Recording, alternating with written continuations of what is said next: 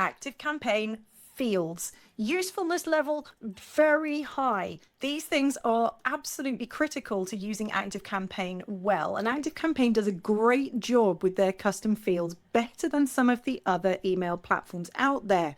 So we're going to talk about different types of fields, how you might use them, and what their sort of essential moving parts are, and where they fit into our ActiveCampaign universe. Now, one thing to note is that ActiveCampaign comes with some standard fields straight out of the box, but then you have the power to create as many custom fields for your contacts as you wish. I'm just going to use my little buddy. Here's my little buddy Monkey, who is a contact in our world. Here we go. Each contact has their contact information here, their main fields of information. This is one of the standard fields, their email address. These are custom fields, stuff that we can add in, and we can specify different types of information that we want to hold here. Now, a custom field is basically like a holding place that contains a value. And each of these holding places has to have a name so that ActiveCampaign and we know what information is meant to be going in that holding place. So each custom field, even if it's a standard one that comes with ActiveCampaign, it has a name, which is used to identify it. Also, secretly behind that, there's an ID number, but you don't need to worry about that. What matters for you is the word on the front of it. What's it called? It can have a label as well, which is the words we use when we want someone outside of our organization to see what needs to go in there. So, for example, there's a standard field called first name. But when we put it on a form or something and we want someone else to fill it in, we might say, what is your first name? Or please enter your first name here. We've got a name, we've got a label, and each field then also has value that lives inside the holding place. I'm going to walk you through some examples of them because this is the easiest way to understand it. So here is an example of a standard field that comes with ActiveCampaign. Every contact has these fields already. You can't remove them. They're just in there. This part up here is the name of the field. These are the words that are on the front of it, and we can read them. And we can use that to help us identify this field any place we're using it in the system. This is an example of the sort of words we might show on the front end, right? Because on the form, we probably want to say a little bit more than this. So whilst when we create forms and that, they'll put in the field name as standard, there's almost always a way to overwrite it with a full sentence that says what you want someone to put in here. Then comes the value that goes in the field. So for our little friend here, Monkey, his first name is Monkey, so that's what he's typed in the field and that's what lives in there. This bit here at the bottom is really important. This is called a personalization tag. It's not helpful that they're called tags because we have tags in ActiveCampaign already, but let's gloss over that. This little thingy here with the percentage signs on the end, and you'll notice that the letters here pretty much match what's in the name of the field. These are the things that if we want to use this piece of information, Monkey, in an email, that is what we see on the back end. And when the email gets sent out, ActiveCampaign puts this information in the email instead. And this is a super use of custom fields because we can merge them into email content. Absolutely brilliant. I use this absolutely loads. And to do that, you need to be familiar with this idea that whilst a field has a name that you can see when you're looking at the list of fields and values, this bit is, the technical word is syntax. This is what you use inside an email to make sure that value appears in the email. So I'm going to go through some different types of field that ActiveCampaign gives us to work with, because not all pieces of information are just a few letters strung together, but a lot of them are. So the primary type of field we have is a text input field, and that's just a short piece of text, one line only.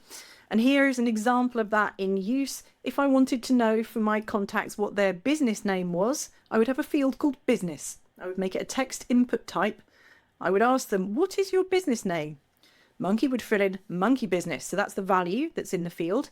And then if I wanted to use that value there in an email, this is what I would need to put in the email for it to show Monkey's value, which is monkey business. Okay, that's a text input field. Lots and lots of fields are text input fields, but not everything. Sometimes you need a bit more space. So we have a field type called text area. Typically, you would use this for something like a message that's coming in from a form on your website. You would say, write your message here. And then Monkey would fill in, hi, I'm Monkey. I need help with ActiveCampaign, blah, blah, blah, blah, blah. It can have carriage returns in it. So you can get whole paragraphs. You can write an essay in there if you really want to. Okay, that's a text area field. Moving on swiftly. Here's a really useful field type. Date field type. I love these. So useful. For example, last cleanup date. When did you last clean up your ActiveCampaign account, Mr. Monkey? And he would be able to pick out from a date picker the date on which you last cleaned up his email account. Now, the great thing about date fields is that ActiveCampaign can read these puppies, which means we can say to ActiveCampaign, do things like, when it's been more than 3 months since the last time Monkey cleaned up his ActiveCampaign account, we're going to send him a message and say, dude, you got to get in there and sort out your ActiveCampaign account. Pretty cool, right? Love date fields. Another type we've got is a radio button. Now, a radio button is a field where only one of a selection of things can be selected. Okay, only one of them. That's the difference between a radio button and the next one I'm going to look at.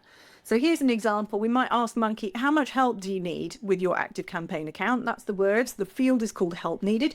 And I would give them a few options to choose from.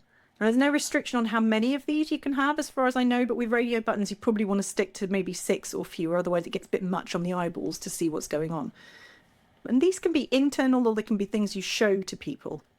So you might have, how much help do you need? Well, not much, some, quite a bit, or lots and lots. Monkey here has selected quite a bit.